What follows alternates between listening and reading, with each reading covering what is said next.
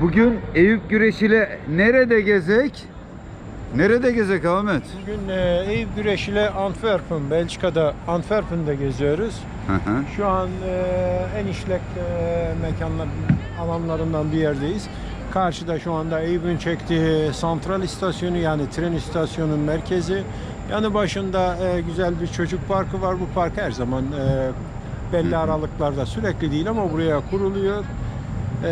Belçika, Antwerpen 1-2 dipnot olsun diye söylüyorum. 550 bin nüfuslu bir Belçika şehri. Brüksel'den sonra ikinci büyük şehir. Ve burası da diğer şehirler gibi multikültürel. Yani birçok ulustan insanların oluşturduğu bir şehir. Ancak önemli olarak yine böyle kayda değer söyleyebileceğim bir şey, burada Yahudi nüfusunun fazla olmasıdır. Bu buralarda yaşayan insanlar tarafından iyi bilinir. De burası da bir liman şehridir. Büyük bir liman şehridir. Ve burasının en büyük özelliği şudur: tamamıyla mücevherat, yani şöyle, özellikle elmas pazarının merkezidir. Evet. O yüzden son derece zengin bir bölgedir. Zengin bir şehirdir.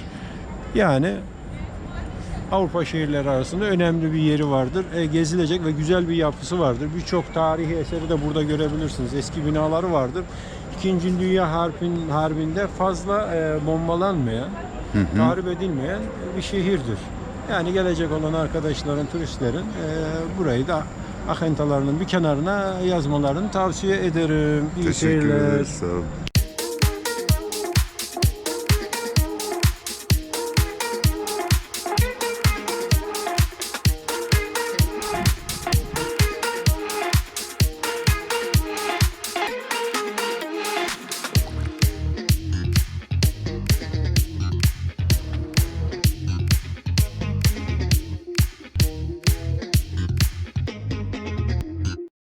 Burası Antwerpen. Belçika'nın Hollanda'ya yakın olan bir şehri. Evet. 500 bin civarında bir nüfusu var. Liman şehridir. Zannedersem Belçika'nın ikinci büyük şehri. Turistiktir. Bu Antwerpen'de çok Yahudi olur. Her yerde görürsün. Her caddede çoluk çocuk. Tarihsel herhalde değil mi? Eski zamandan kalma herhalde. Tarihsel eski zamanını bilmiyorum ama genelde bu mücevherat işiyle uğraştıkları için bunlar. Burası liman şehri, biliyorsun. Burası elmasın baş şehridir. Bütün. Ha bak, bisikletle geliyor, bak görüyor musun? Son Bu derece 5. 6. gördüm. çok görürsün. Gayet geleneksel Onlarca, kıyafetleriyle yüzlerce de. görürsün. Bak karşıda bisikletle duruyor orada bir tane. Ha, bir tane bu sakalları böyle bak. Evet. Bak bir tane böyle gidiyor. Çok vardır yani. Ha, bir yine tane geçti. karşıdan Hakikaten geçiyor. bir Yahudi kenti burası. Burası çok Mosul. Yahudi görürsün. Evet. Bak bir de Çinli Yahudi, görüyor musun? Bunu görmedim Evet. şimdi.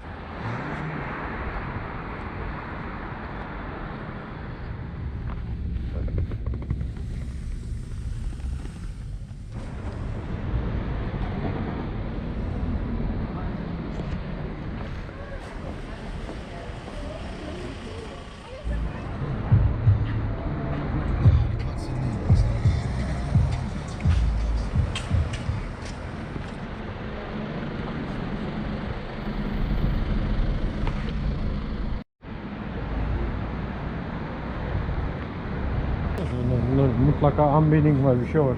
Evet. İndirim var. Görmüşler böyle.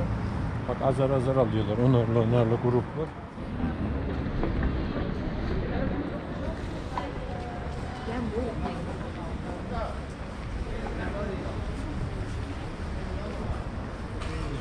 Neredeyiz? Eyüp'le gezek Antwerpen'de. Evet. Yürüyerek mi konuşacağız? Öyle yürürüz, konuşuruz, gezeriz, çekeriz, Çek. anlatırız. Bizim İstiklal Caddesi var sanki. Burası öyle. Burası İstiklal Caddesi. Evet. İstiklal Caddesi Antwerpen. Evet. Ana caddesi burası. Bu cadde bu tarafa doğru gidiyor. Yan caddeymiş. Santral istasyonu var aşağıda. Oraya bir gidelim, herhalde yakın. Evet. Bak orada bir şey var. Kilise midir nedir?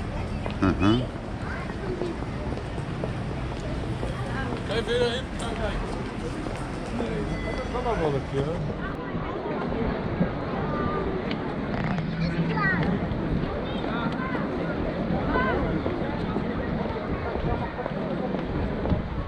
bu mevsimde bir haftadır süren o yağmur fırtınanın ardından herkes güzel havayı evet. Atladı. Bugün de herhalde indirimler var böyle. Bugün yani her zaman mı böyledir bilmiyorum ama Yok, Maria Plus mıydı? Bak, Aynı orası gibi çok kalabalık. Her zaman bugün. böyle kalabalık değil. Bugün özellikle tatil her taraf. Hı hı. O yüzden.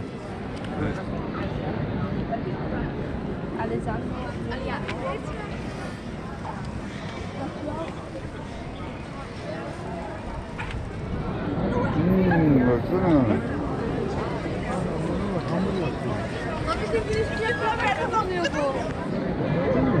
Heykel sandım ilk başta. Hamur işiyle uğraşıyor.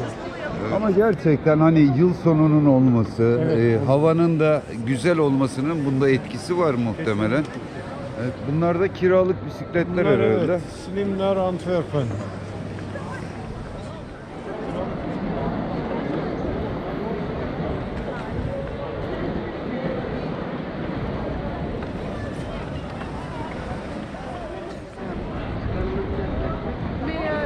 Mais normalement, en dialecte,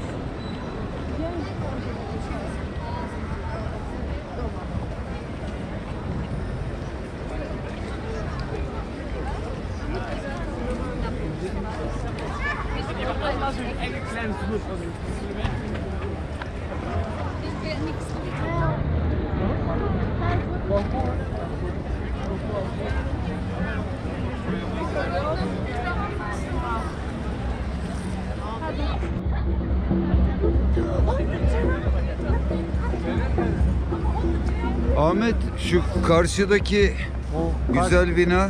O karşıdaki bina Antwerpen Santral İstasyonu. Tarihidir. İçerisini çekersin.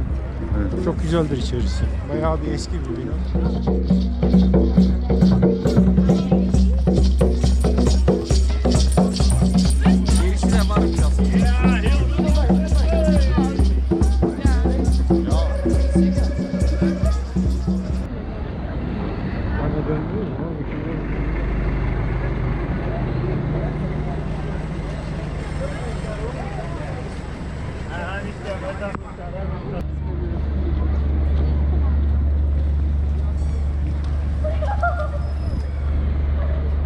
İşte burası da meşhur, simgesel, tarihi santral tren istasyonu.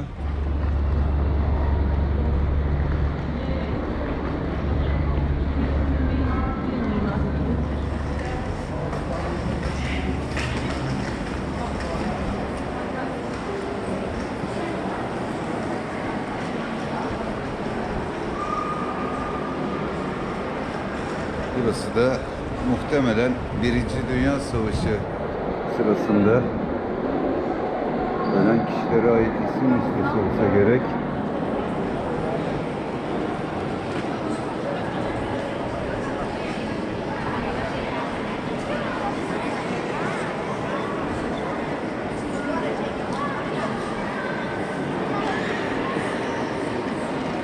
Bölge Santral İstasyonu eskidir, tarihidir. Çok güzeldir. Gelip görülmesi gereken bir bina. Bu Luna Park yılbaşı Noel nedeniyle mi kuruldu yoksa? Sürekli kurulan bir Luna Park'tır. Ben bunu sürekli görüyorum. Bugün aktif bayağı insan var. Tatil olması nedeniyle de kalabalık. Hı hı. Aslında her zaman böyle Antwerpen bu kadar kalabalık olmuyor. Evet. Burası en merkezi bir yer. Arka tarafta güzel bir büyük bir park var. Santral istasyonun arka tarafımızı aldık. Bu caddeye doğru gidiyoruz. Bu caddenin devamında bir Çin sokağı var. Tipik böyle Çin şehirlerinden esinlenerek yapılmış böyle bir Çin sokağı. Şimdi içeri doğru gireriz. Orada işte bu motifi yapmışlar buraya. Tamamıyla Çin'i andırıyor gibi. İçeride Çin mallarını, Asya mallarının birçoğunu bulabilirsin. Toptancıların, büyük marketleri bu sokakta mevcut. Bir sokaktan ibaret. Santral istasyonuna yakın bir bölge. Ve şu anda gördüğün gibi tabelaları dahi hep Çince. Dediğin Yani gibi hani değişik bir motif. Evet. kültürel bir kent dedin. Evet. Tabelalarına bile yansımış bu. Demek ki hoşgörü hakim bir yer. Ya hoşgörü hakim, bir de nasıl diyeyim sana, yani çok uluslu ticaretin mevcut olduğu bir bölge. Evet. Yani her çeşit insan da var. Her çeşit malzeme de var. Liman şehri burası. Liman şehri olmasından dolayı yani taşımacılığın, transportun da kolay olmasından kaynaklanan bir neden. Evet. Zaten görüyorsun bak insanlar da buraya giren insanların da biz hariç birçoğu çekik gözlü. Evet. Hollanda'da, Belçika'da, Almanya'da gördüğümüz şekilde hani Türk marketleri gibi bunlar da Çinlilerin ya da uzak Aynen. doğuların Tabii, marketleri tabii. olsa Genellikle gerek. malları bunların yani birçoğu burada Kendi olan özel mallar ürünler. ama Evet. yani Çin'den getirilmiş, Asya'dan, Endonezya'dan, Malezya'dan Evet. yani gelen birçok ürün var. Evet. Gördüğün gibi raflara bak. Hı hı. O şekilde işte içkileriymiş vesaire. Evet. Bak çeşitli kreatinler, soslar, Çin'e ait. Evet. Ama diğer mallar da var yani görüyorsun. Tabii ki. Burada deniz ürünleri. Arkaya doğru var yani dikkatli bakman lazım. Evet.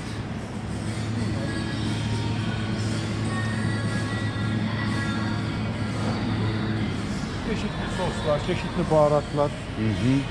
Birçok yerde bulamayacağımız değil mi? Yani birçoğunu evet birçok markette bulamazsın. Çünkü bunlar oradan geliyor. Genelde zaten müşteri kitlesi dikkatini çekerse Asya kökenli insanlar. Hı hı. Yani özel istedikleri bir şeyi buralardan alıyor. Birçok var bunlardan burada bayağı bir Evet. var. Zaten market oradan giriyorsun, buradan çıkıyorsun. Tamam.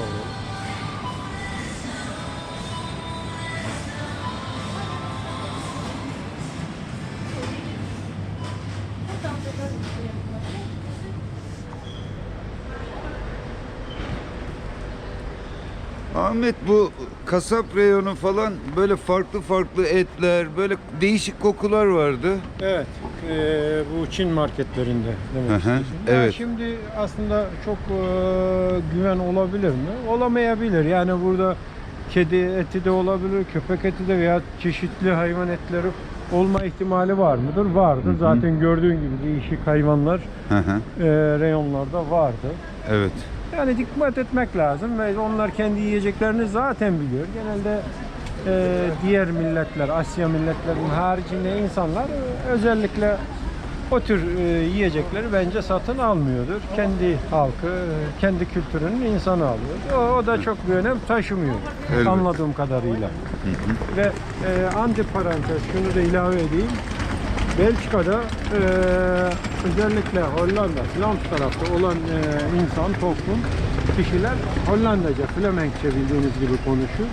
Bu da çok Diğer değerli bir bilgi. Brüksel'in büyük bir kısmı ve Brüksel'den Fransa tarafı olan kesimde Fransızcayı resmi dil olarak kullanılır. Yani Anladım. Belçika iki resmi dillidir. Ha, benim de bildiğim Volonlar ve Flemenkler Evet, yaşıyor evet, diye evet, biliyorum. evet. Yani Demek ki şimdi diller de ona göre. Yani buraya has kelimeleri ben özellikle kullanmadım. Çünkü insanlar Evet. daha kolay anlasın. Yani Hı hı. Hollanda'ya bakan kesim, Hollanda'ya yakın olan bölgeler. Örneğin bu Antwerpen, burası normal bildiğimiz Flemenkçeyi yani Hollanda'da Evet. kullanılan dili kullanır. Evet. Ama Belçika tarafa doğru gittikçe hatta Fransa'ya yaklaştıkça tamamıyla Fransızcayı kullanırlar.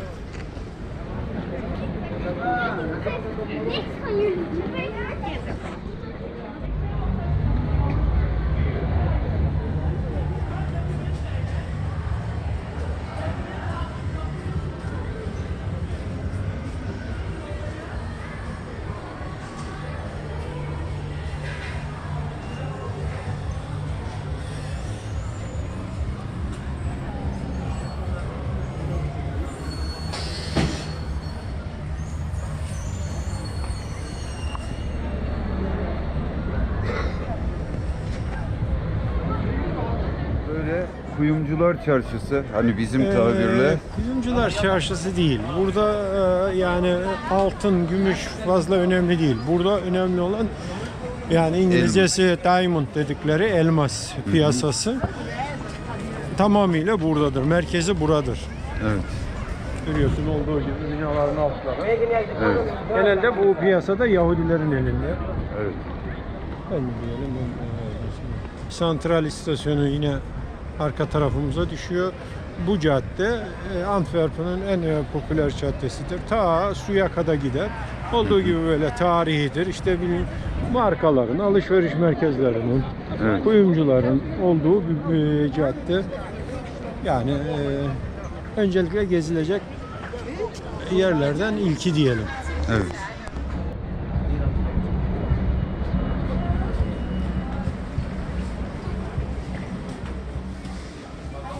Hello.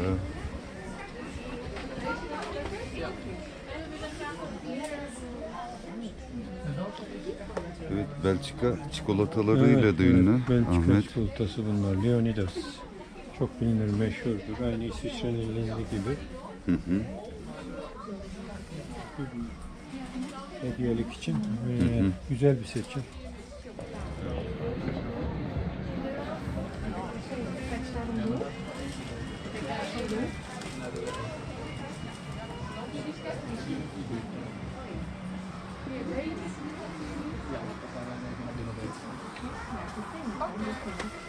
Ja, dat is het. Hoeveel is het eentje? Ja, doe maar dan ook. Ja, doe maar dan gewoon. Ja, alle kleuren, ja. Alle kleuren daar is ook praliné en dergelijke. Hè? Ja, toch? Praliné, bedoel ik, chocolade. Nee, nee, nee, dit is goed. Ja, zo is het. Ja, ja. Ja, dat is goed.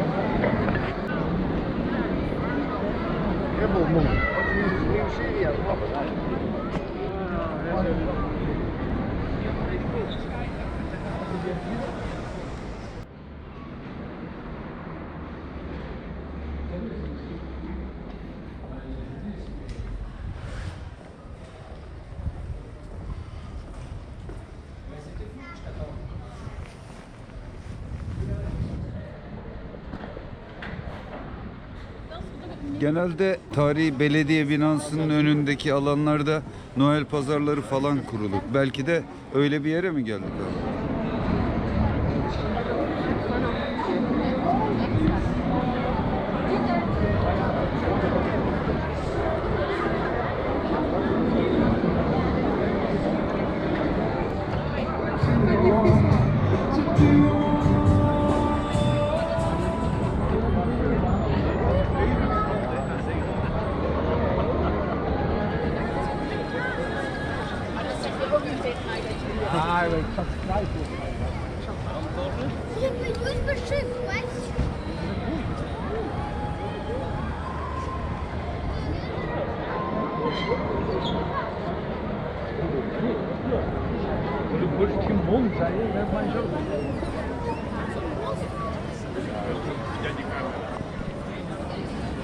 Bir o kalabalık gel aradan beri getirdik böyle.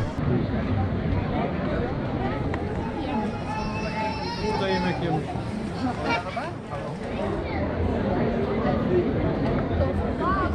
Oradan yapıp buradan çıkacak.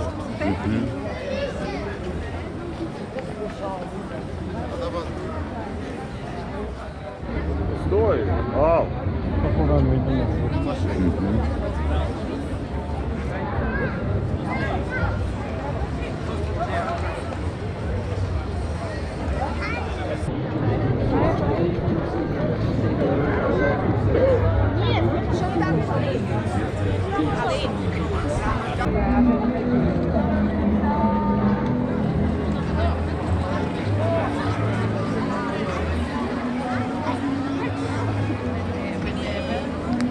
Dat is mijn eigen familie. Ik zei tegen haar, mijn eigen familie.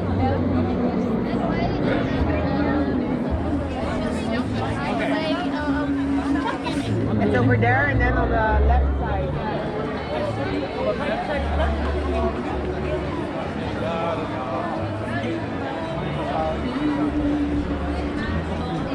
Ja, tot wanneer hij groot wordt ook. En hij zegt, hey, papa, een jaar of ja.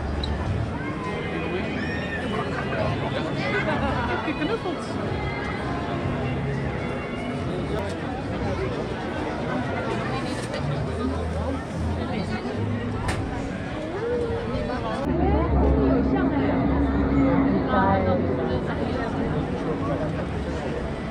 我又找到2瓶酒。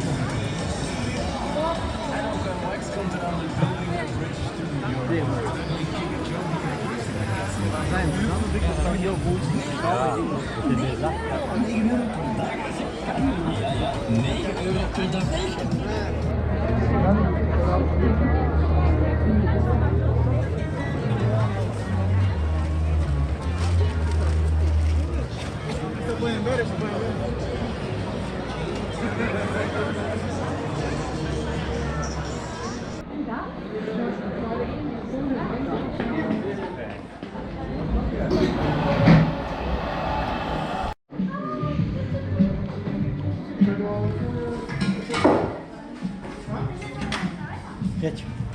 Teşekkürler Ahmet. Nasıl, iyi mi burası? Şurası. İyi. Güllük var da burada. Aha, evet. Akşam ettik Antwerpen'de. Akşamı ettik Antwerpen'de, doğru. Evet. O zaman bir sonraki videoda görüşmek üzere. dileğiyle. Her şey İyi gönlünüzce seyirler. olsun.